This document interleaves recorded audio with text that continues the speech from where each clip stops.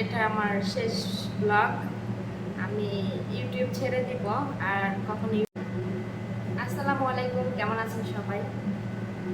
আলহামদুলিল্লাহ আমি ভালো আছি। চলে আসলাম আপনাদের মাঝে আরও একটা নতুন ব্লগে। তো আজকে এটা আমার শেষ ব্লগ।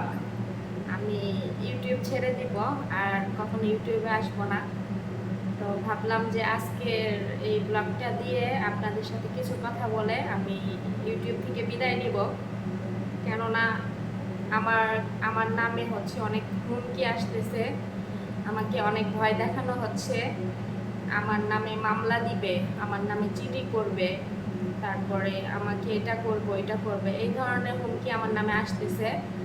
আর এই হুমকিগুলো মানে শুনে আমি খুবই ভয়ে আছি। তো এই জন্য ভাবলাম যে ইউটিউব থেকে চলে যাই। এখান থেকে চলে গেলে তার আমাকে কেউ চিনবে না, আমার নামে মামলাও দিতে পারবে না, ঠিক আছে? আর আমার ফ্যামিলির কোনো ব্যাড রেকর্ড নাই, খারাপ কোনো রেকর্ড নাই, ব্যাড রেকর্ড নাই আমার ফ্যামিলির। তো আমি চাই না যে আমাকে নিয়ে আমার ফ্যামিলির কোনো ব্যাড রেকর্ড আসুক। তো আমি একদম পরিচ্ছন্নভাবে থাকতে চাই। তো অনেকেই প্রশ্ন করতে পারেন যে আমি ইউটিউব কেন ছেড়ে দিব। সেটার উত্তর দিয়ে দিচ্ছি। আমি ইউটিউব ছেড়ে দিব একমাত্র ওই মানুষের হুমকি দামকি শুনে আর মামলা খাওয়ার ভয়ে। তো আমি ইউটিউব ছেড়ে দিচ্ছি, ঠিক আছে? তো বাকি কথাগুলো আমি রান্নাবান্না করে তারপরে আমি রান্নাবান্না শেষ করে তারপরে আপনাদের সাথে বাকি কথাগুলো শেয়ার করব। আর অবশ্যই আপনারা ফুল ভিডিওটা দেখবেন বাকি কথাগুলো শোনার জন্য। আর আজকের তো শেষ ভিডিও, আমার যা যা বলার আছে আমি ভিডিওর মাধ্যমে বলে আমি এখান থেকে বিদায় নিব ভয়ে, ঠিক আছে? ভয় পেয়ে আমি এখান থেকে বিদায় নিব। তো ঠিক আছে, এখন রান্নাবান্নার পর্বে চলে যাই। চলে গিয়ে রান্নাবান্না করে আসি, তারপরে বাকি কথাগুলো আমি শেয়ার করতেছি। সবাই সাথেই থাকেন, দেখতে থাকেন। আর আজকে আর কাউকে বলবো না যে ভিডিও লাইক কমেন্ট শেয়ার করেন আর সাবস্ক্রাইব করেন, কেননা যেহেতু আর ভিডিও বানাবো না সেহেতু সাবস্ক্রাইবার চেয়ে তো কোনো লাভ নেই, তাই না? তো ঠিক আছে, আপনারা সবাই দেখতে থাকেন আর আমি আমার রান্নাবান্নার পর্বে চলে যাই। তো বিরিয়ানি রান্না করার জন্য এখানে আমি পাতিল ভরা পানি দিছি, তারপরে আমি এখানে পরিমাণ মতো লবণ দিলাম, তারপরে এই যে আনাম জিরা, গরম মশলা, তারপর ধনিয়া, এলাচ, দারচিনি সব দিলাম, অর্ধেক লেবু রস করে দিলাম। এরপরে আমি এখানে একটু তেল দিব। এগুলা দিয়ে পানিটা যখন আসবে, বলক আসবে, তখন আমি চাউল দিব। ওই বাসমতি চাল আমি ভিজাই রেখে গেছি 1 ঘন্টা আগে, ওই চালগুলা দিব। আর এই চালগুলো আমি হাফ সিদ্ধ করব, মনে করেন 100-র মধ্যে থেকে আমি 80 ভাগ এটাকে রান্না করব। আর একটু চাল চাল রাখবো, কেননা পরে আবার বিরিয়ানি মাংসটা ওই করে দমে বসে রাখতে হবে, এর জন্য। তো চাল দিয়ে দিলাম সুন্দর মতো, রেডি করে নিলাম। আর আজকে আমি রান্না করব হচ্ছে চিকেন বিরিয়ানি আমার মতো করে, ঠিক আছে? তো চিকেন বিরিয়ানি রান্না করতে আমি কি কি এখানে নিছি সব কিছু শেয়ার করতেছি। আর পিছনে দেখেন আমার ভাজা ওইখানে রাখছি, এগুলো গুছাবো, আগে রান্না বসাই দিয়ে পরে গুছাবো। তো চিকেন বিরিয়ানি রান্না করতে প্রথমেই আমাদের যেটা লাগবে চিকেন। চিকেন তো লাগবে, এটাই স্বাভাবিক, চিকেন ছাড়া তো আর চিকেন বিরিয়ানি হয় না। তো মাংসগুলো এরকম করে আমি পিস পিস করে কেটে নিছি। তো ভালো মতো কেটে ধুয়ে নিছি। তারপরে এখানে নিয়েছি মটরশুঁটি। আর এখানে যে মশলাগুলো আমি প্রতিদিনের মতো সেই মশলা প্রতিদিন ব্যবহার করি, সেই মশলাগুলো আমি নিয়ে নিচ্ছি ছোটো বাটিতে। এগুলো আর বললাম না, প্রতিদিন কি কি মশলা ব্যবহার করি এটা তো আপনারা জানেনই। সেই মশলাগুলো নিয়ে নিচ্ছি একটু একটু করে। আর এখানে নিয়ে নিচ্ছি এই যে 1 বাটি পেঁয়াজ কুচি, এটা আমি বেরেস্তা বানাই নিব পরে। তারপরে আছে লবণ, আদা রসুন বাটা, তারপরে আছে টমেটো পেস্ট দিছি একটা।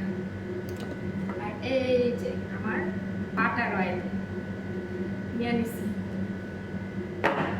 এরপরে এখানে কি কি আছে বলি, যে গাজর, এই যে ছোট ছোট করে কাটা নিছি।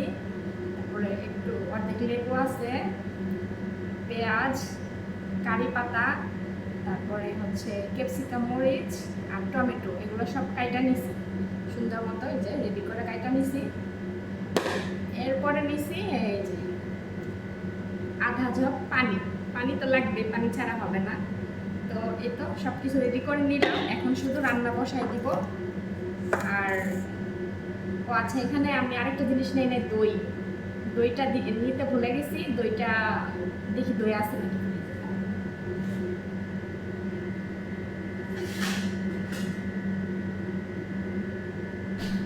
দই আছে, এই যে দই নিলাম। তো সব কিছু সুন্দর মতো নিয়ে নিছি, এখন শুধু চুলার আগুন ধরাবো আর রান্না বসাবো। আপনাদের সাথেই থাকে, দেখতে থাকেন।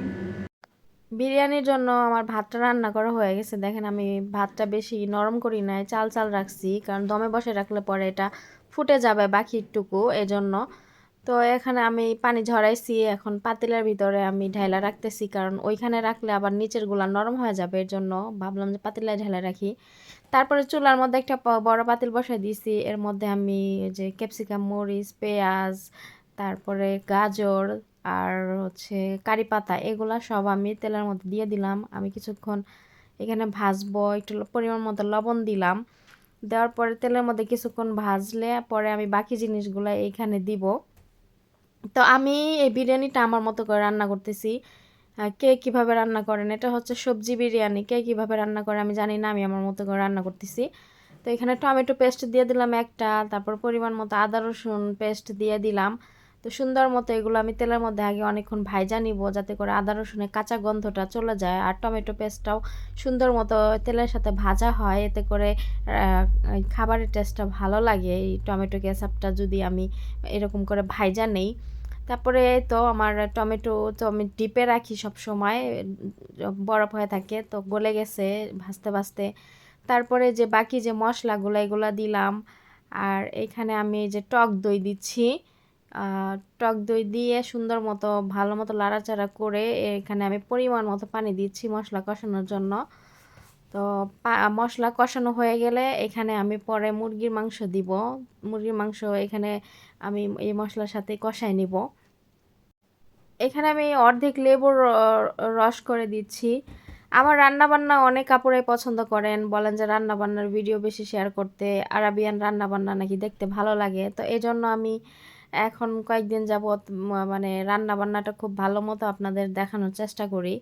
তো রান্নাবান্না এক একজন এক এক রকম করে, যার যেভাবে ভালো লাগে সেভাবে করে। আমি যেভাবে রান্না করি আমি আমার মতো করে রান্না শেয়ার করি। আমি কাউকে হচ্ছে মানে বলি না যে আমার মতো রান্না করতে। আমি জানি অনেক আমার থেকে ভালো ভালো রান্না মানুষ করতে পারে, আমি আমার মতো করে করি। তবে আমি যাই রান্না করি না কেন আমার ম্যাডামদের কাছে আমি অনেক মানে প্রশংসা পাই, আমার খাবারের প্রশংসা আমি আমার ম্যাডামের কাছে পাই। এবং আমার ম্যাডামের যে বান্ধবী বোনরা আছে সবাই আমার কাছে আমার ম্যাডাম আমার খাবারের প্রশংসা করে। তো এখানে আমি পেঁয়াজের বেরেস্তা বানাই নিচ্ছি। পেঁয়াজগুলো আমি তেলের মধ্যে ভাইজা একদম লাল লাল করে, তারপরে এখানে এই কিশমিশ দিচ্ছি, দিয়া তারপর সুন্দর মতো ভাইজা নিচ্ছি। বিরিয়ানিতে এই পেঁয়াজ বেরেস্তাটা লাগবে। তারপরে যে আমি মুরগির মাংস কষাইছি, কষানোর পরে এইখানে বেশি কষাই নাই, একটু কাঁচা কাঁচা রাখছি, কারণ দমে বসে রাখলে মাংসটা সফট হয়ে যাবে। তো তেলের মধ্যে আমি একটু ওইখান থেকে উঠাইয়া তেলের মধ্যে ভাইজা নিচ্ছি, কেননা এতে করে মুরগির যে কালারগুলা একটু লাল লাল হবে দেখতে, আর ওইটা সুন্দরও লাগবে দেখতে, আর খাইতেও মজা লাগবে এরকম ভাইজা আবার দিলে। তো উল্টাইয়া দিলাম, উল্টায় পাল্টায় সুন্দর মতো এটাকে আমি একদম লাল লাল করে ভাজা দিলাম। আর ভাজার সময় আমি একটু ঢাইকা দিছি, কেননা এই গরম তেলে যদি এইসব ভাজা পোড়া করি না, একদম তেল ছিটটা ছিটটা দেখা যাচ্ছে চুলা সব নষ্ট হয়ে যায়। এর জন্য আমি ঢাইকা ঢাইকা ভাজছি, যাতে করে তেলগুলা ছিটটা বাহিরে না যায় আর চুলাগুলা নষ্ট না হয়। রান্না করার সময় যদি তেল ছিটটা চুলামুলা নষ্ট হয়, আমার ওটা ওটা অনেক বিরক্ত লাগে, কেমন জানি ভালো লাগে না। এই জন্য আমি এইভাবে ঢাইকা ঢাইকা ভাজি। তারপরে এই তো আমি এখানে মশলার মধ্যে মটরশুঁটি এই যে আমি দিছিলাম, আপনাদের দেখাইতে ভুলে গেছি। তো মটরশুঁটি দিয়ে এদিকে ভালো মতো একটু কষে নিলাম। তারপরে এখন আমি ভাতগুলা যে হাফ সিদ্ধ করছি ওগুলো দিয়ে দিব। তার আগে আমি এখানে লবণ টেস্ট করলাম, লবণ টেস্ট করার পরে দেখি লবণ লাগবে, পরে লবণও দিলাম। আর এখানে ভাজা যে মুরগিগুলা এগুলাও আমি এখানে দিলাম, দিয়ে একটু সুন্দর মতো লাড়াচাড়া করে তারপরে সুন্দর মতো উল্টাইয়া মানে দিলাম। দেওয়ার পরে এখন এখানে আমি যে ওই ভাতগুলা যে সিদ্ধ করে রাখছি 80 ভাগ, ওই ভাতগুলা আমি এইখানে ঢাইলা দিব। দিলে তারপরে হচ্ছে এটার ভিতর উপরে আরও অনেক জিনিস দিব, আপনারা দেখতে থাকেন। তো এই তো আমি আমার ভাতগুলা এখানে হচ্ছে ঢাইলা দিলাম। দেওয়ার পরে মানে এই ভাতটা রান্না করলে একদম শক্ত শক্ত রাখবেন, নাইলে নরম করে ফেলাইলে বিরিয়ানিও হচ্ছে নরম হয়ে যাবে, চালটা গলে যাবে, ভর্তা ভর্তা হয়ে যাবে, ভাল লাগবে না, দেখতেও ভাল লাগবে না, ওগুলা খাইতেও ভাল লাগবে না। যাতে বাসমতি চাল তো বিরিয়ানিটা যাতে ঝরঝরা হয় আর চালগুলো আস্তে আস্তে থাকে এরকম। তারপর উপরে আমি এখানে যে ফুড কালার দিয়ে দিলাম, একটু বিরিয়ানিটা কালার কালার ভাত হইলে ভালো লাগে খাইতে, আর ম্যাডামের মেয়েরা একটু পছন্দ করে। তারপরে পেঁয়াজ বেরেস্তা কিশমিশ ভাজা এগুলো দিয়ে আমি দমে বসে রাখছিলাম 20 মিনিটের জন্য। 20 মিনিট পরে আমি সুন্দর মতো এই দেখেন একদম হালকা হালকাভাবে লাড়াচাড়া দিচ্ছি। দেওয়ার পরে দেখলাম যে এটা আর একটুখানি দমে রাখলে একটু একটু যে ভেজা ভেজা আছে এই ভাবটা চলে যাবে, একদম সুন্দর হবে। পরে এই জন্য আমি আর বেশি লাড়াচাড়া করি নাই, আমি আরেকটু দমে এটা বসায় রাখছিলাম। এটা দমে বসায় রেখে আমি আবার ম্যাডামের রুমটা পরিষ্কার করতে গেছিলাম, তো করে এসে তারপরে আবার এসে দেখি যে হয়ে গেছে। এখন আমি হটপটে বেড়ে নিচ্ছি, দেখেন কতটা সুন্দর হয়েছে, একদম ঝরঝরা মাশাল্লাহ।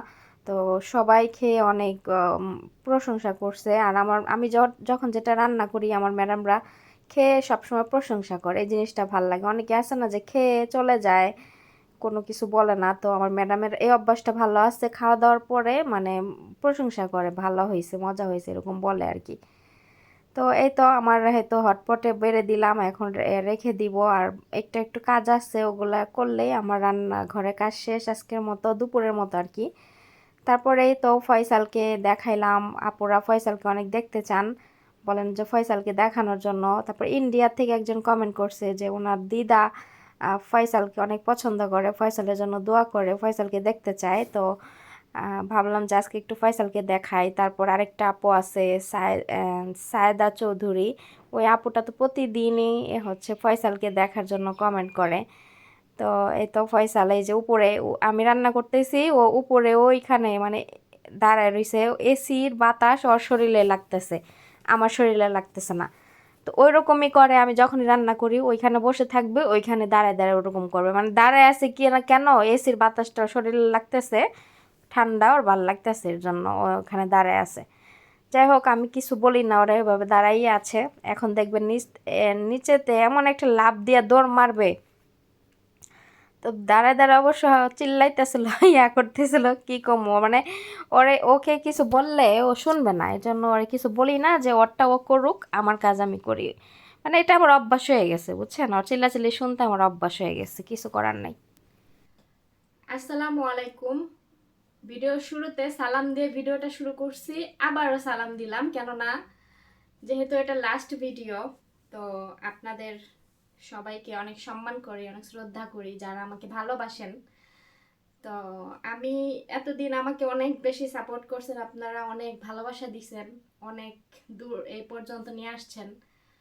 তো আমার হচ্ছে এটাই লাস্ট ভিডিও, আমি আর ভিডিও করব না এখানে, কেননা আমার ফ্যামিলির কোনো ব্যাড রেকর্ড নাই। এখন আমার জন্য যদি আমার ফ্যামিলির একটা ব্যাড রেকর্ড চলে আসে তাহলে এটা আসলে মেনে নেওয়ার মতো না। কেননা আমি হচ্ছি ভয় পাচ্ছি। এখন আপনারা তো প্রশ্ন করবেন যে আমি কেন ইউটিউব ছেড়ে দিচ্ছি এ পর্যায়ে এসে। তো এই জন্যই বলতেছি আমি আসলে খুব ভয় পেয়েছি, কেননা মানে আমাকে অনেক হুমকি ধামকি দেওয়া হচ্ছে, আমার নামে মামলা করবে, তারপরে হচ্ছে কি মহিলা পুলিশ দিয়ে আমাকে মানে শিক্ষা দিবে, তারপরে হচ্ছে সাভার থানায় জিডি করবে। যাই হোক এগুলা কে বলেছে, মানে কোনো ব্লগার বলে নাই এগুলা, বলেছে যে ওই যে পাশের বাসার আন্টি আছে না, পাশের বাসার আন্টি, ওই আন্টিরা আর কি বলছে যে এগুলা আর কি আহ, করতেছে, আমাকে হুমকি দিচ্ছে এগুলা বলে। পাশের বাসার আন্টিরা, মানে আমি তো বললামই এটা কোনো ব্লগার বলে নাই। আর পাশের বাসার কিছু ওই যে খালাম্মা আন্টি এরা আছে, এরা আমাকে অনেক হুমকি দামকি দিচ্ছে। তো আমি ভাবলাম যে এত হুমকি ধামকি মানে নিজেরটা খেয়ে এত হুমকি মানুষের কেন শুনবো। আর এই জন্য ভাবলাম যে ভিডিও করাই ছেড়ে দিই। কারণ আমি যদি এখানে না আসি তাহলে আমাকে কেউ দেখবেও না, আমাকে এত হুমকি দামকিও দিবে না। দেখা যাচ্ছে যে এমন এমন হুমকি পাচ্ছি, আমি পরে কোনোদিন বাংলাদেশেও যাইতে পারবো না ভয়ে। বাংলাদেশে গেলে আমাকে মনে করেন যে আমি এয়ারপোর্টে উঠতে পারবো না, কেননা এয়ারপোর্টটা তো মনে করেন ওইসব আন্টি খালাম্মাদের বাপ দাদার সম্পত্তি। তো তো আমি বাংলাদেশেও যেতে পারবো না, ওই আন্টির বাপ দাদার সম্পত্তি এরা, মানে আন্টির বাপ দাদারা মনে করেন এয়ারপোর্ট থেকে আমাকে আটকাবে, বুঝছেন। তো যাই হোক, আমি তো ভয় পেয়েছি, ভয় পেয়ে এখান থেকে চলে যাচ্ছি। তো আপনারা আমাকে অনেক ভালোবাসা দিয়েছেন, জানি আমাকে অনেক মিস করছেন, আমিও আপনাদেরকে অনেক মিস করব। আর হয়তো কখনো দেখা হবে না, আর আমার চ্যানেলটা থাকবে। যারা যারা আমাকে মিস করেন আমার চ্যানেলে ঢুকে ঢুকে আমাকে কমেন্ট করে যান, আমি সবার কমেন্টে দেখবো, কিন্তু আর কখনো ভিডিও করব না, আর আসবো না, ঠিক আছে। তো আর কি বলবো, ভাবছিলাম অনেক কথাই বলবো, এখন আর কি বলবো, মানে কথা মানে ভুলে গেছি। এত কষ্ট লাগতেছে যে আজকে 2 বছর ধরে এই চ্যানেলটাতে আমি আছি, এখন আমি কিছু মানে আন্টি খালাম্মাদের হুমকি ধামকি ভয়ে আমি এখান থেকে চলে যাচ্ছি। তো আসলে কি বলবো, খালাম্মারা তো বাংলাদেশের হচ্ছে প্রেসিডেন্ট, তারপর মন্ত্রী মিনিস্টারের মেয়েরা, মনে করেন ইউটিউবে আসে, মনে করেন আরব দেশের খাদ্দামেদের ভিডিও দেখার জন্য। যাই হোক, এক খাদ্দামার বদনাম আরেক খাদ্দামার কাছে গিয়া করতেছে। তো আমার না এখানে এসে কান্নাকাটির হচ্ছে অভ্যাস নাই, কিন্তু আমি যেহেতু এখান থেকে বিদায় নিব, আমি কখনো এই প্ল্যাটফর্মে এসে কান্না করি নাই। কেননা কান্না করে চোখের পানি নাকের পানি এক করে আমি কোনো থাম্বনেইলও এখন পর্যন্ত ছবি দেই নাই, ঠিক আছে। তো যেহেতু আজকে এখান থেকে বিদায় নিব, এখান থেকে চলে যাব, তো আমার যে ভালোবাসায় আন্টিরা আপুরা আছেন আমাকে অনেক ভালোবাসা দিয়েছেন, সাপোর্ট করছেন, আমি তাদের জন্য হলেও আমি কান্না করব। কিন্তু দুঃখের বিষয়, আমি অনেক চেষ্টা করলাম যে আমার চোখ দিয়ে পানি বের করার জন্য, এখন আমি চোখ দিয়ে আমার পানি বের হচ্ছে না, আমি এখন কি করব বলেন, চোখ দিয়ে পানি না বের হলে। তো যাই হোক, এই যে চোখ দিয়ে পানি বের না হোক, পানির বোতল তো আছে, সমস্যা নাই। তো আমি হচ্ছে দেখি কিভাবে কান্না করা যায়।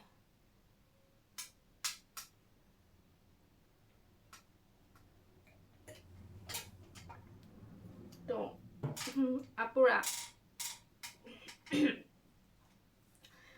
সবাই আমাকে জানি অনেক মিস করবেন। আচ্ছা, কান্নাটা ঠিক আছে নাকি একটু বললেন তো। এভাবে তো কান্না করে একটু সামনে আগায় বসি, কারণ কান্না করে যদি চোখ দিয়ে পানিটাই না দেখা যায় তাহলে ওই কান্না করে লাভ আছে বলেন তো।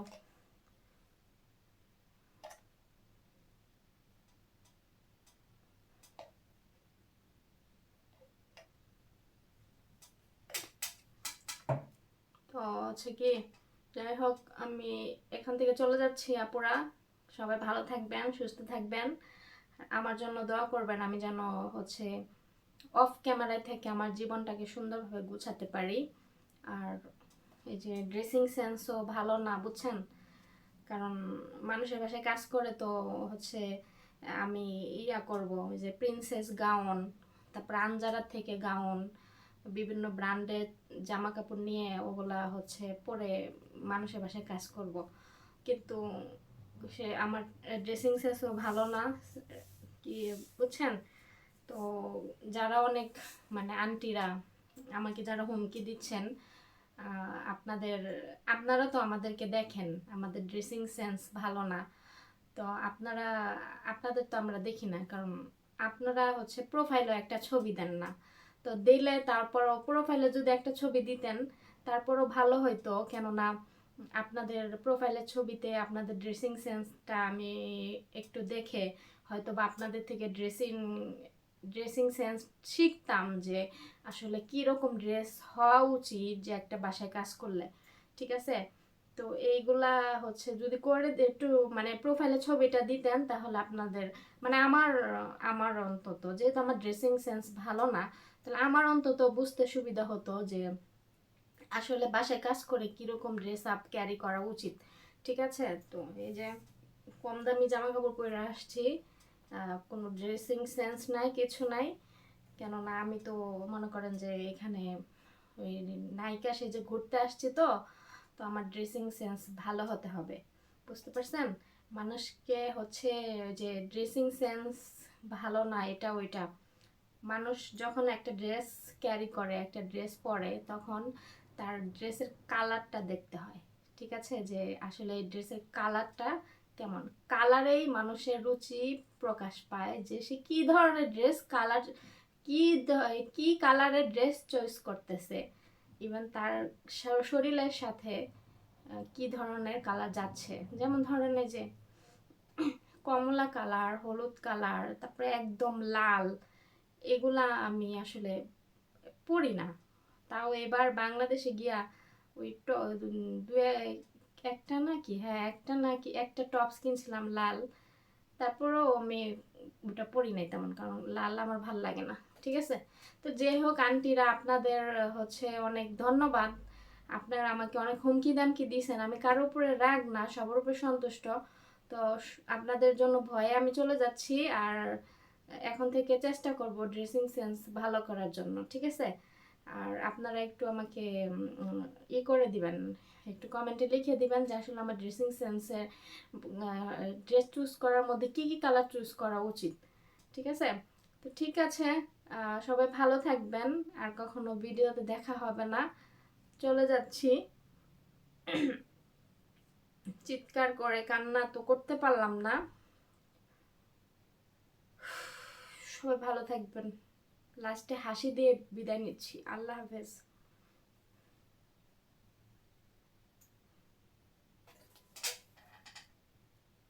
চোখে পানি দিলাম, তারপরেও চোখ